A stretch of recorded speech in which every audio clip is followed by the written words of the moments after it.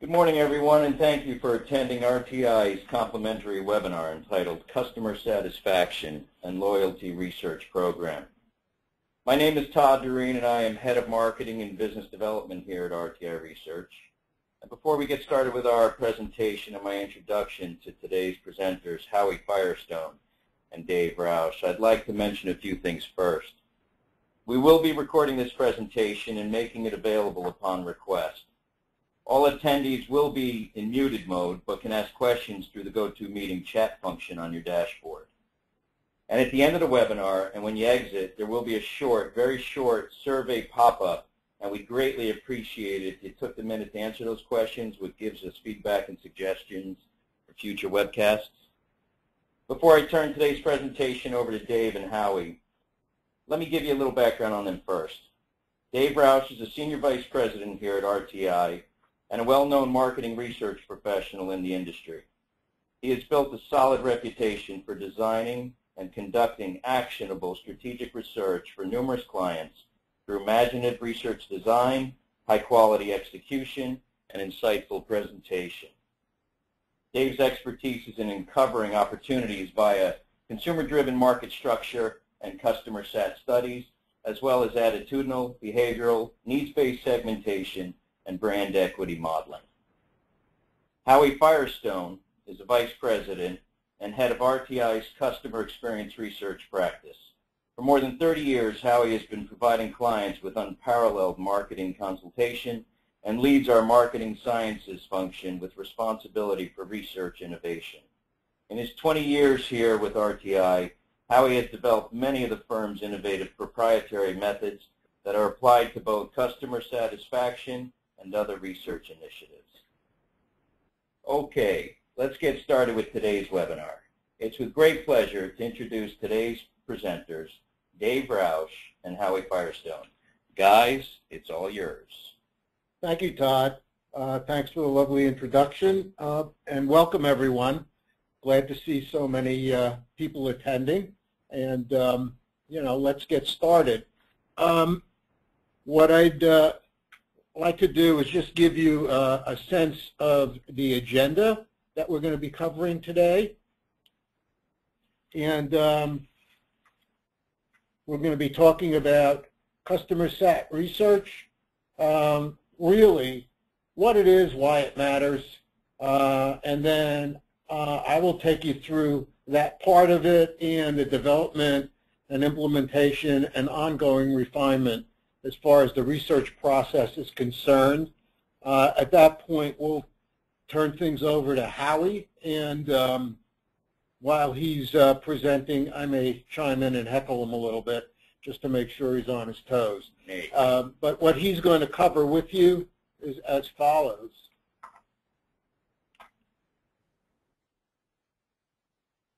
Okay. Basically, the types of customer satisfaction research that are implemented today, key elements of the successful CSR types of studies in each case, and then notions of satisfaction and loyalty metrics with some really important examples and insight along the way, and then the notion of reporting, which is a bit of an oversimplification here. Howie's going to really be talking to you about analytic methods and how that relates to the different types of studies that one would conduct in the CSR arena. Then I'll come back for a minute or two and just recap and sum up where we've been. So with that little intro, why don't we just take a look at the notion of defining customer satisfaction research. Really, what does it entail? And essentially, the notion of customer satisfaction is obviously at the core here. There's another component as well, but we'll talk about the customer satisfaction side of things for the moment. And that's really the idea that customer attitudes, their purchase intent, and their loyalty are being provided to the organization what is happening from the customer base side and how that is moving on a continuous dynamic basis as the organization strives to engage the customer.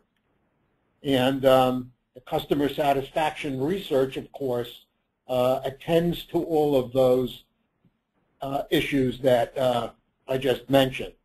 So the notion of the satisfaction research is really linked to the notion of customer retention and the gauging of the likelihood that that customer is going to continue to be engaged with our enterprise in the future, continue to interact, make purchases, spend money. Also, on the other side of things, is to provide an early indication of any problems that may begin to surface in any aspect of the interaction of the customer with what we're providing as an organization, any of the silos or points of contact. And also to assess the effectiveness of any initiatives that have been taken on behalf of the organization. We're bringing new systems into place to allow for handheld mobile access into the organization and the transactions, and how is that going? Any areas that are working particularly well, any areas that need some remedial action.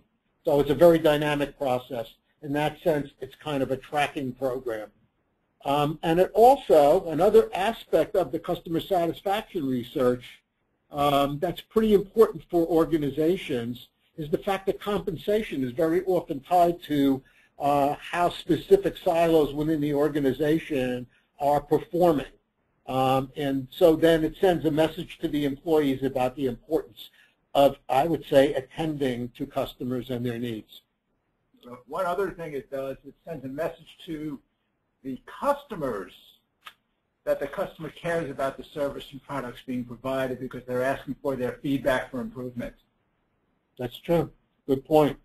So, in effect, you're getting supply side and demand side, if you will, interacting with each other through the research intermediary. And it's a big deal. You're playing a double role. Why does it really matter? Well, in the end, we're really thinking about revenue. So customer satisfaction drives customer loyalty and revenue. This is not a particular surprise. Eventually, it does matter, and it does impact revenue growth. And if it's not being delivered, of course, we see, not very often, thankfully, but sometimes declines in loyalty, and eventually could have an impact on revenue. So you need to really stay current and on top of all of this to make sure that nothing is kind of falling by the wayside, because it eventually will have an impact on the negative side if remedial action is not taken. One thing we see in customer satisfaction, in many ways, it's a retention metric, and it's important to keep those customers that you currently have. We all know and seen data on how much more expensive it is to attract new customers than to keep your current customers and retain them. Hence, the sense that it's very worthwhile to invest against it and measure it as it unfolds. Okay. We just wanted to mention something about the utilization of the customer satisfaction research within the organization. And of course, like any other research, it's going to vary by stakeholder. And there are usually multiple stakeholders involved. What do I mean by that? Well, first, you can look at it in terms of senior leadership involvement, and their objectives and their interests are going to be at a different level than people that are involved in administering the process itself, that is customer satisfaction programs. So at a senior level, it's going to be something along these lines, monitoring the progress and determining if the investments are having immediate payback, if there's ROI that's positive. those involved in the process and its improvement. The system really needs to, that is the CSR system, really needs to provide actionable insights that can be tracked over time, and that really, they're really meaningful insights, that those insights are really tied to that little paradigm that we looked at earlier, that the retention and satisfaction ends up driving income in a positive way. And then really also to surface anything that's off, anything that might be negatively impacting the customer base. And also identify really optimum resource allocation for fixes. And when Howie speaks to you in a couple of minutes, he'll get into all of that and the modeling itself, which is a subject unto itself. Okay, what about the process? Because it definitely is a process. Well, just to give you an overview, this is what it looks like. You're really looking here at two sides of a paradigm or an equation, and it's really the interface or integration of the organization's, the enterprise's systems and the customer experience, really the voice of the customer and how it relates to what the systems and structure are. And when we're looking at the customer, there are really a couple of very broad-based and very critical elements, and they all work together. Their experience, of course, and their interaction with the organization and the touch points, their needs and expectations, what are they bringing into that experience? And we'll talk about the role of emotion in this a little bit later on. Howie will let you know what's happening in that arena. And also their perceptions. What do they see happening? So in some respects, at this point, it's not a lot different than A&U or brand research, brand experience research, except that the components and parameters of the experience are somewhat different. Okay, that's in a nutshell. The foundations essentially are points of contact, where the customer comes into juxtaposition with and experiences what the organization is offering. And so you can see all these points of contact. Experience with the product or service, could be an agent or rep. If it's restaurants, it could be servers. It could be the website. It could be a visit to the actual plant itself. It could be the call center. It could be access via website. It could be via mobile app. All of that stuff is happening today.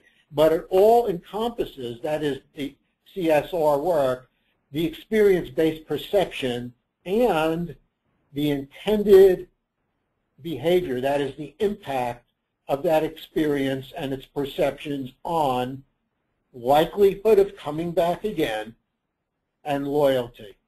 So that's the key payoff here, is how that all relates to loyalty.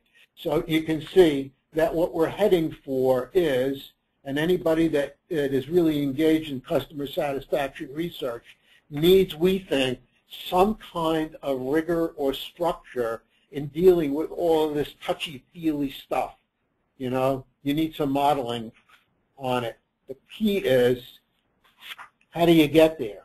So what is the research process like? Well, it's really ongoing and dynamic. So in that sense, it's an over time, never-ending stream. But you got to start someplace. And if you've never built a system or developed a process for acquiring that info, you need some program development. Then it's got to be implemented. And then you need refinement, because nothing stands static for very long in this world. As we've seen in the winds of change and all that's going on around us, it's happening at an accelerating pace. So what do we mean by program development? Well, if you were starting from scratch, and this is really instructive also, not only as a primer for people who are beginning a program or thinking about it, but also if you have a program in process, you know, and it's moving. It's often useful to take a look at what what matters, how you determine what matters, reviewing what matters, and then moving into the quantification of it on an ongoing basis. So if you were kicking it off, the key thing is really to identify first internally within your own organization, because it's always peculiar to your organization. Even a competitor next door may not quite have the same organizational structure or philosophy about it. So you need to be able to identify the goals and the issues and hypothesize, think about what is it within the organization and what you bring to the marketplace, to the demand side, that drives what matters. So you could start with qualitative effort within your own environment, the stakeholders and the frontline staff, and really explore the strengths and weaknesses of the system as the organization sees it and what might be done in terms of improvement. At the same time, you really need to look at the voice of the customer, and that is the demand side and what's going on for them. To really talk to your customers and maybe your prospective customers to see what values they're bringing and what the experience has been, and to really focus in on their needs and expectations. So now you have both sides of the equation. And you really need to blend it, put it together, and that's the art and science in what we do, and determine in a quantitative survey what's driving satisfaction, and also on the distaff side, if you will, what's driving dissatisfaction. They're not always the same. They're not always flip sides of the same coin, because you might, in a restaurant chain, be thinking about, well, how the food was delivered to your table, and that might or might not be driving satisfaction or dissatisfaction, but also could be the absence of things. Like, gee, you wanted to order the prime ribs tonight, and the waitress says to you, I'm sorry, we're out of prime ribs. So there's a lot in this, and it needs to be studied before you start quantifying anything, as in any good quantitative research. Okay, so you've developed a quantitative survey. You're now into the notion of the key touch points as you build this. Most companies, I indicated, employ a model-based approach. And so for customer satisfaction research, you'd be looking at, number one, key points of contact. Where do people interface? And this is pretty easy to get at. It's pretty obvious and pretty easy. So it could be through call center, it could be through the agents, could be via the website where they might be searching for how to pay a bill or information on other services. If you were a bank, what other accounts are offered. Could be via correspondence, could be billing. And then you would drill down into each of these silos, if you will, to really look at the components of service in each of those touch point or points of contact areas. And they could all be different, but all end up at whether they were satisfied with what they were looking for, and whether that would be driving loyalty or not. So in the case of call center, and the interaction would be with a representative, whether they thought they were courteous and competent and accessible.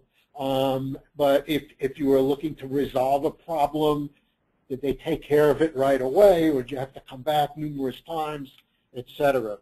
As you build this model, you're also building the questionnaire, because the questionnaire will now address each of the key components of the model, or the elements of the model. Okay, so kind of killing two birds with one stone. You're not doing academic research here. And all of this population of the model and its key components, all the elements of it, will have to probably understand the business a little bit better, and also, as Howie said, will lead to the questionnaire. Okay, what about implementation? You've done all that work, and it's not going to happen in a week, and you've put a lot of energy into it. How do you begin? Well, as any tracking program, it really begins with a benchmark. Now, there's a whole set of subjects and parameters around benchmarks. And maybe Howie will talk to them a little bit later. I'm not going to get into it now, but we all know you could do this over a rolling 3-week period. You could take 6 months and set up a benchmark. It all depends on the nature of your business and how variable it is over time. But you need to have a benchmark against which to gauge progress over time. And so Howie will cover that in what he's talking about, as I mentioned. But the ongoing research really will measure in a quantitative way a performance assessment of customers as what's going on with them in relation to all that you've embedded in all of these metrics that matters. And also you can track what's happening in terms of specific initiatives that have been implemented within the organization, again, targeted against customer satisfaction and delivery of services.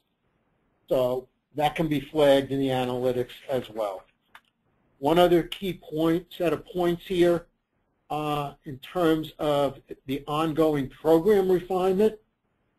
You're really looking to tune in on the voice of the customer, and that really is kind of this little paradigm here, where the customer satisfaction with the company and its services is monitored on a continual basis. It's constantly being tracked and monitored over time. That, in turn, gets fed back to the business team. So there's got to be very close interaction between the researchers and the business team. In effect, they're really joined at the hip. It's inseparable. And what the business team is looking at is the feedback that they're getting on how we're doing and any initiatives that have been implemented, and where there are areas of process improvement or staff development or resource reallocation or allocation, maybe even implied areas of cost reduction. Maybe we're overkilling something. And it has got to be a very interactive, responsible, of course responsible. I meant responsive. And it's got to be flexible and adaptable to changes in the organization and what the organization is doing, but also on the customer side. There's competition that's taking action and trying to do a better job than we're doing, and there are changes out in the world, as we all know, and all of that has a potential impact. So stay on your toes, and constantly feedback between research and the business team is imperative. Okay, I'll now turn it over to Howie Firestone, who will take you through the rest of this morning's work. And thanks. Thank you, Dave. You're welcome. I'm going to begin by talking about some of the different types of customer satisfaction research that are conducted. There are 3 types of studies. There are relational satisfaction studies, which really gives you an overview of the entire experience and all the interactions that the customer has with the company. Transactional satisfaction studies, which are much more focused and really do a deep dive on single interactions or single time experiences. And comparative satisfaction studies, which can really be studies that are done with both your customers and competitive customers to see how you are performing relative to those key competitors or to the competitors overall in your marketplace. Talking a little bit about the relational satisfaction study. It's a macro perspective. It's an across the company reading of the customer's relationship with the company and how loyal are they to the company. It's based upon the totality of the experience and all of the different touch points that they have. It is actually, can be used and is often used as a loyalty predictor, whether it be an NPS or another loyalty metric, which we'll talk about in a few minutes. On the other hand, the transactional satisfaction studies really are a single point of contact focus and a drill down. It's much narrower in scope, but it's much deeper in terms of how much information you learn about the specific interaction. Because it's only really that one experience, it's not a good standalone predictor of loyalty, because loyalty takes into account the other elements of the relationship which are not addressed. And it's very easily scalable. As if you're doing a study for a call center, you can expand it or conduct the study to have sufficient readings on all of the different reps that work for the organization, all the different offices, etc. So it is very easy to expand just by conducting more interviews. And again, as Dave mentioned earlier, you can really be doing these studies where you're aggregating results across for a month, a quarter, or even a year. So it really becomes very easy to determine what is best for your company objectives and learning needs. And again, those learning needs and study objectives, they play a key role in identifying the composition of the sample and the metrics that are going to be employed with the study. For a relational satisfaction study, obviously you want to speak to your customers, and they really should be a cross-section of your customer base. It can be done at really any point in time. There's no specific time frame in relationship to when they had recent experiences, but you do want to make certain you're focusing on their recent experiences of past 3 months, past 6 months, and the time frame really varies depending upon the company and the informational needs. Key metrics within that would include, but not be limited to, overall satisfaction, Net Promoter Score, loyalty segmentation. We'll talk about that metric in a few minutes. The various points of contact, the incidents and the service and the perception of service at each of those contact points, and a short set of elements regarding each, some product and service ratings, and we'll talk about customer engagement. Yeah, so I would just say, from my perspective, the relational satisfaction study looks a lot more like an A&U study, if you will, or a brand tracker. The only thing that's really typically missing is the competitive branding. It's really your customer base. Transactional study, again, you can do that comparative with to see how your customers view the service you're providing and how the competitors view the service that are provided by them. Typically, it's a targeted sample with a very specific point of contact. Dave was referencing earlier the call centers, and it would be, a contact that would be, when the customer calls in, it would be a survey that would be conducted either as one of those IVR interviews that we all have been exposed to at the conclusion of the call, or it could be done, 3, 4, 5 days later. But you really want to keep that follow-up contact close to the time, or close to the point in time when the person contacted your organization. It can also be done for websites where you see website pop-ups, and of course can be done for any other type of interview, any other type of point of contact, I should say. Key metrics here, again, are the overall satisfaction with that contact point, satisfaction with the various elements which really represent the drill down. And one key metric that is pretty unique to customer satisfaction research is the concept of once and done service. Did they get it right the first time? The one difference between the A&U study and the satisfaction studies is very often for an individual respondent, that satisfaction study will really focus only on the one company that's being surveyed, whereas with the A&U you get a lot of comparative information where an individual will evaluate multiple products or companies. We've referenced comparative satisfaction studies when talking about both the relational and transaction studies. And basically, they can be conducted either against selected competitors or against the market overall. And you can see where if you start looking at selected competitors, the transaction studies become very expensive to find those people. So they're much more likely to be done in conjunction with a relational study.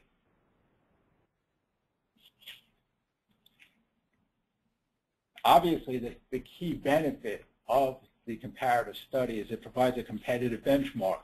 If you don't have that comparative study, you're comparing yourself to just prior time periods and the benchmark that Dave referenced earlier. Yeah, it's usually senior management that asks for that. How are we doing compared to competitor B or C?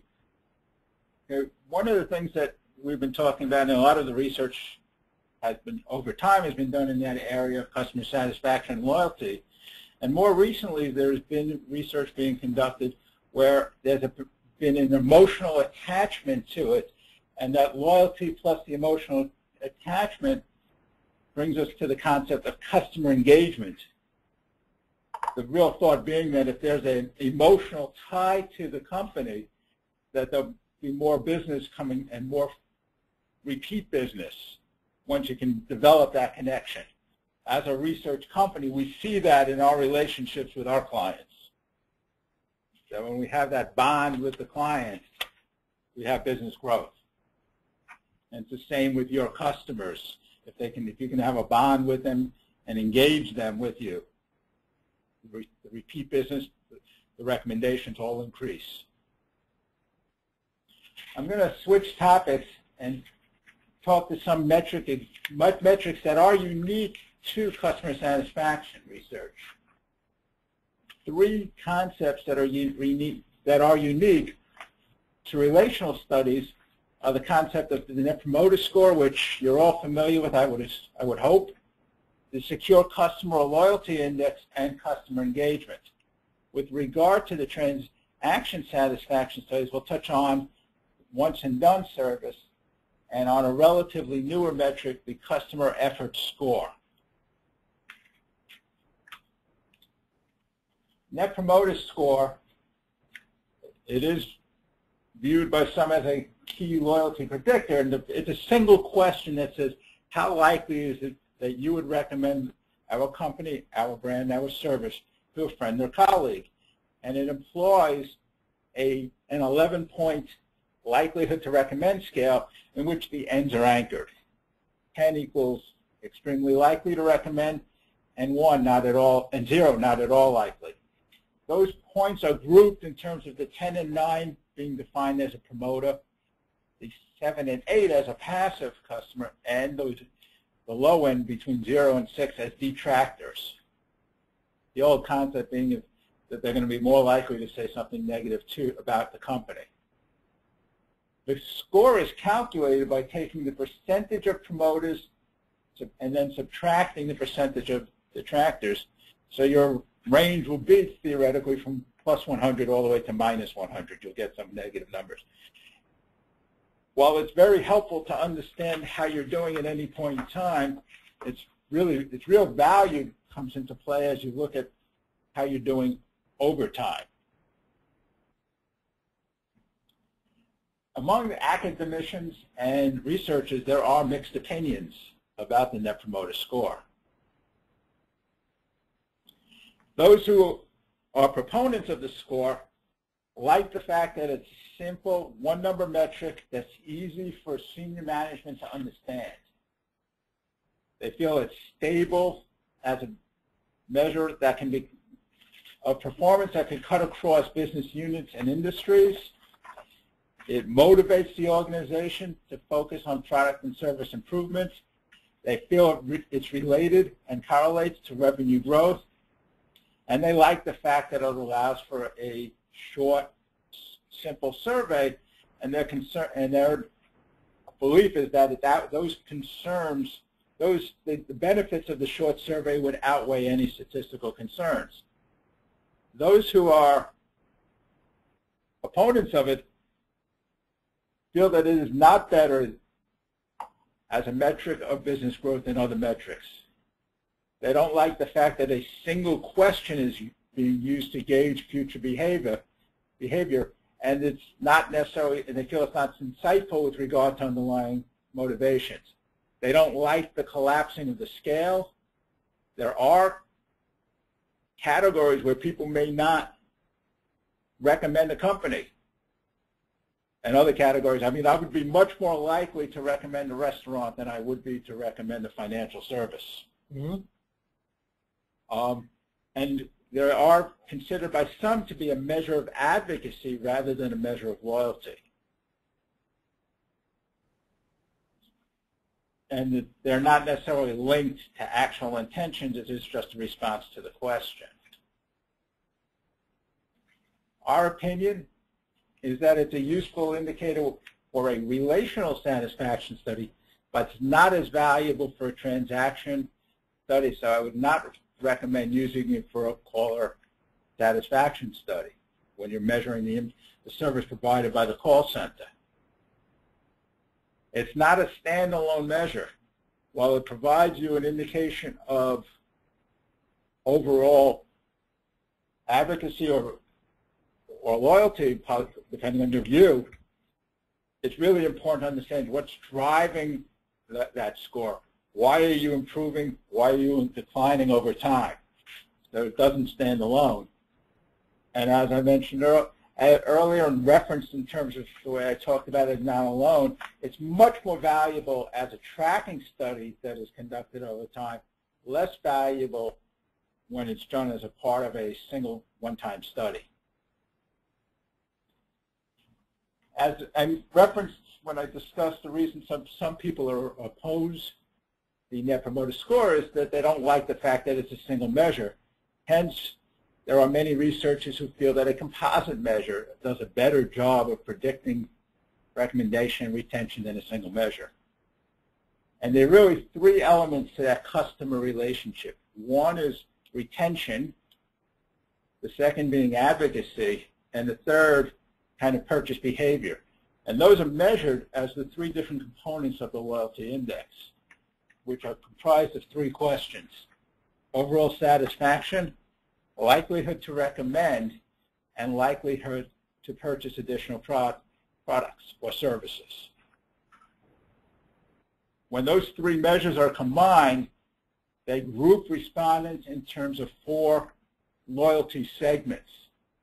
Those that are at risk, which are at the bottom end of the scale on any one of the three metrics. So they're either dissatisfied, they say they would not recommend, or they say they would not purchase additional products. Those who are secure or loyal are at the top end of those three metrics. Those who are favorable are generally positive. There's no negatives or even neutral. So they're really top two box on the key metrics.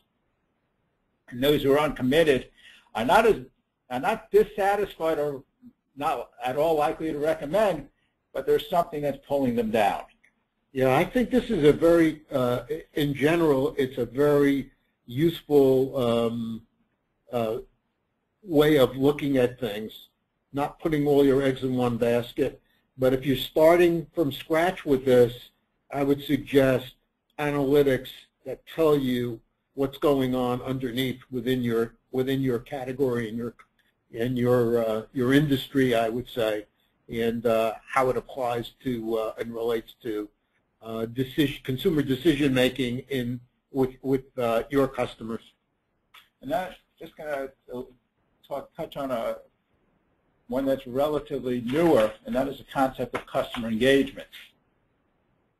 Customer engagement takes that loyalty metric that we just talked about as one of the key components of it, or should I say three of the key components of it, and it adds the emotional attachment to it, which is measured in terms of confidence in the company.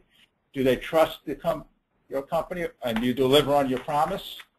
In terms of integrity, which is really, are they treating the customer fairly, and is there satisfactory resolution of problems? Pride. Are you proud to be a customer, and does the company treat you with respect? and passion. Is it for people like you? And then there's a metric that's used in there that says, I can't imagine a world without them. Together, those metrics are the components and make up the customer engagement index. Oh, and I think for me, a great example would be the customer bases for smartphones.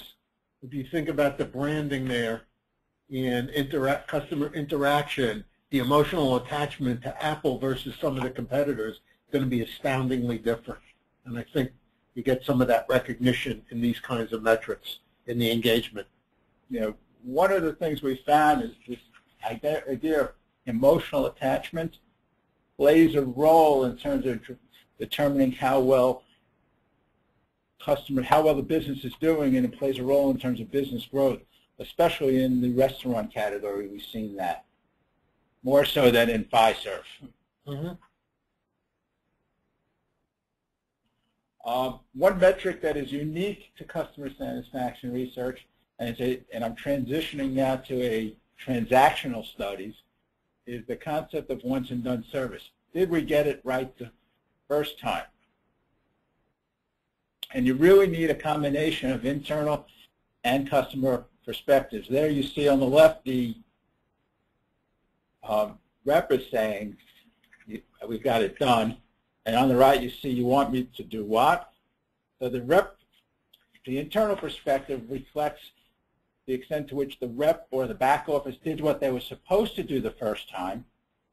And the customer perspective is based upon two questions. Was my question answered, and did I only have to contact one time? So once and done really is key in terms of that customer perspective. You're speaking with your business partners.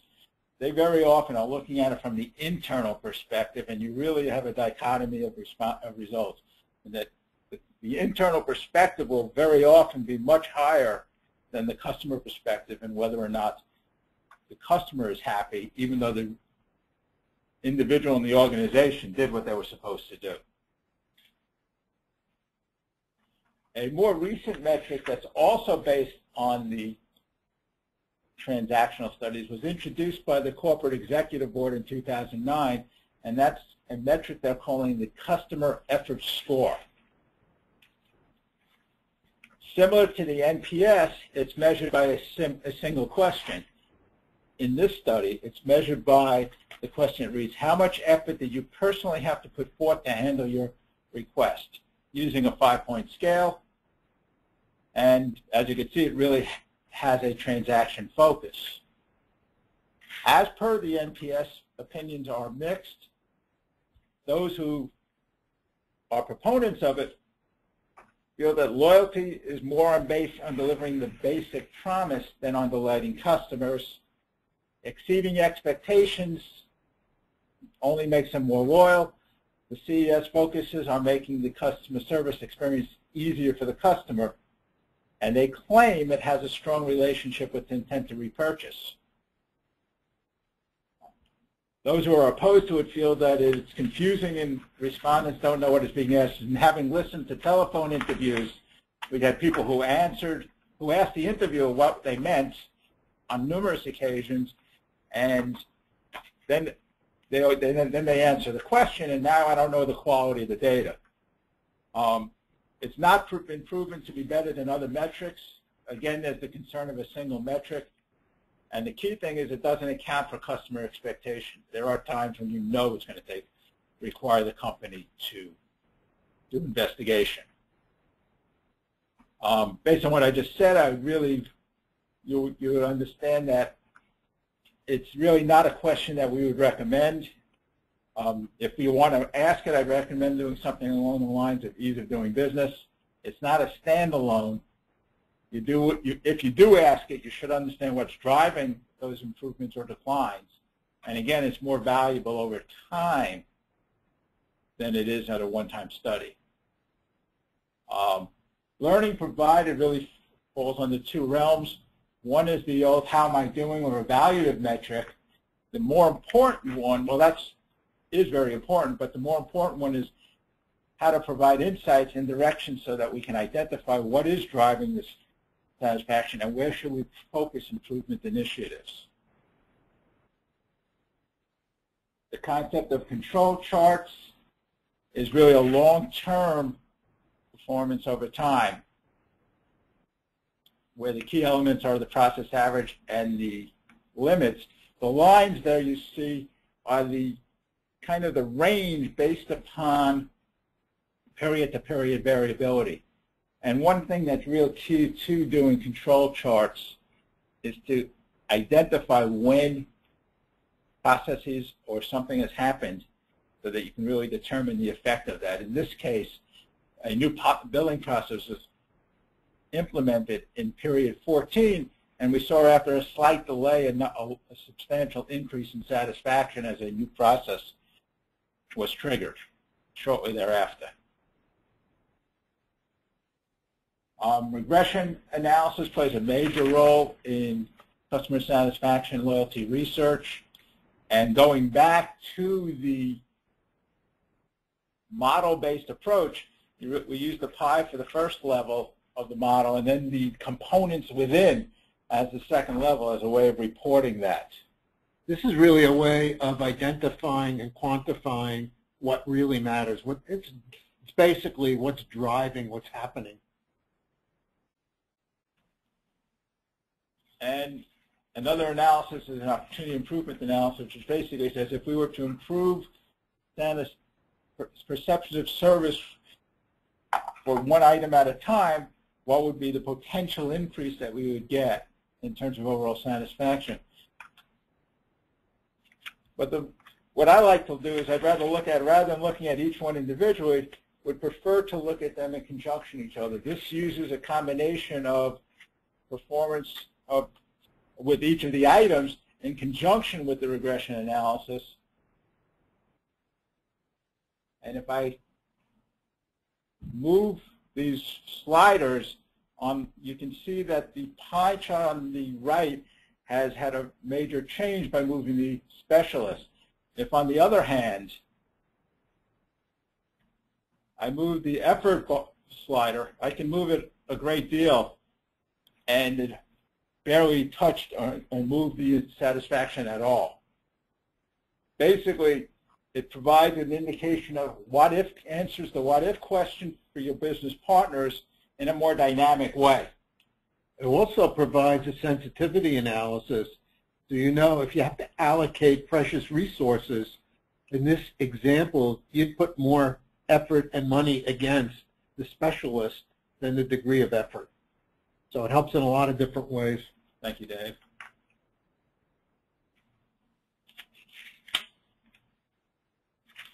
And I'm going to pass the baton back to Dave, and he's going to spend the last few minutes just kind of with a brief summation.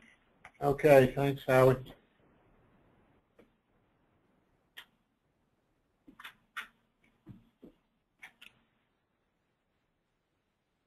Well, I think obviously, as you can see, it's a dynamic process, and therefore recognition on the part of the business unit teams needs to, of that, recognition of that it's an ongoing process, and they're going to get feedback from you and insight is important. And it's really a very thoughtful, rigorous mix of things, both art and science, and it's really dependent upon these internal synergies. It really won't work very well unless you really have a very knowledgeable business unit team with capabilities and goals that are overtly stated and shared, and MR team capabilities providing analytic methods and insights from the data. And it's really got to be flexible and adaptive to what's evolving out there. And obviously, as we all know, it's evolving at an increasing pace, driven by technology and media. It's an interesting world we live in. So the adaptation's got to be there. So just summing up, a really effective CSR program, like any other research program, really has to have goals and targets against which you can gauge where you are. And it also, a CSR provides really actionable and very specific, meaningful information to the team members. It's got to really be calibrated back to what matters. So to both the customer and the company. And to be able to also effectively assess any of the initiatives that are taken, remedial initiatives or new programs put in place. It's got to be able to gauge all of that. It's got to be broad enough in scope and done in a very timely way, and really has to provide guidance for future direction. So it's obviously not a slam together piece of ad hoc research. It's really a system that's got to be thought out, and it's living and dynamic. And it provides consistency across the lines of business over meaningful time periods.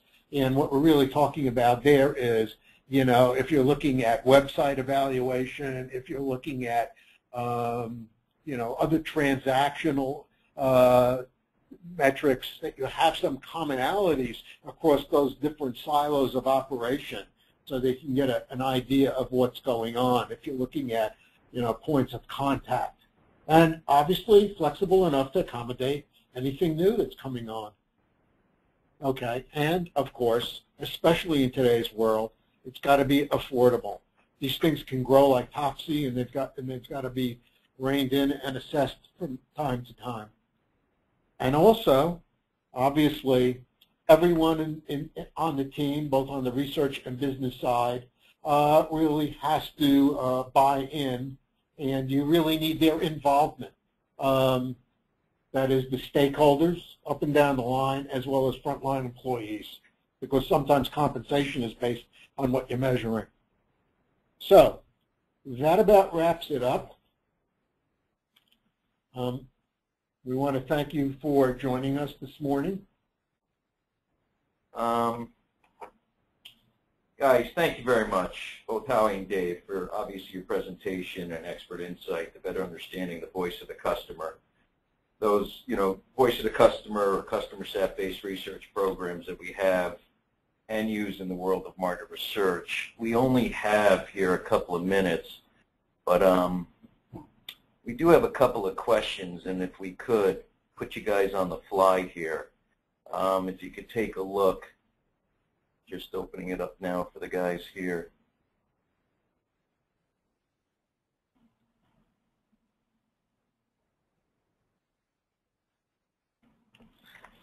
About once and done, is the internal perspective of done the first time just the company's opinion or some internal scoring? Okay, it's actually done very often. It's done separately among customers and among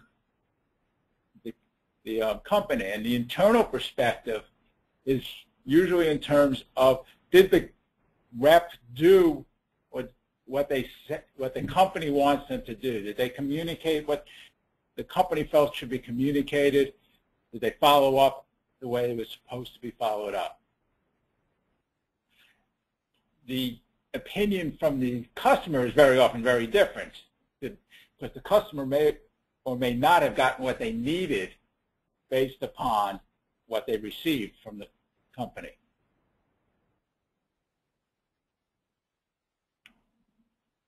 Thank you. If a company is conducting ongoing relationship satisfaction, do they need to be doing transactional satisfaction? Any thoughts? It really depends upon the objectives of the research program. The advantage of doing the transactional satisfaction study is you can do a much deeper dive with regard to the specific interactions or types of interactions. So therefore, you would really learn a lot more in terms of those key points of contact or key touch points, then you can learn in a relational satisfaction where the ratings of that point of contact may be 3 or 6 months old, and which is not current information or current experiences being delivered, or current delivery. Yeah, I mean, unfortunately, I think you probably need both because they tell you different things. Appreciate that perspective. Hey guys, being respectful of your time and knowing you probably have another meeting back to back, and we're just coming up against the hour of noon here on the East Coast. Obviously, again, I wanted to thank Howie and Dave for their presentation here, and obviously their expertise. Their expertise is obvious. Their knowledge transfer today, I'm sure, was greatly appreciated by all.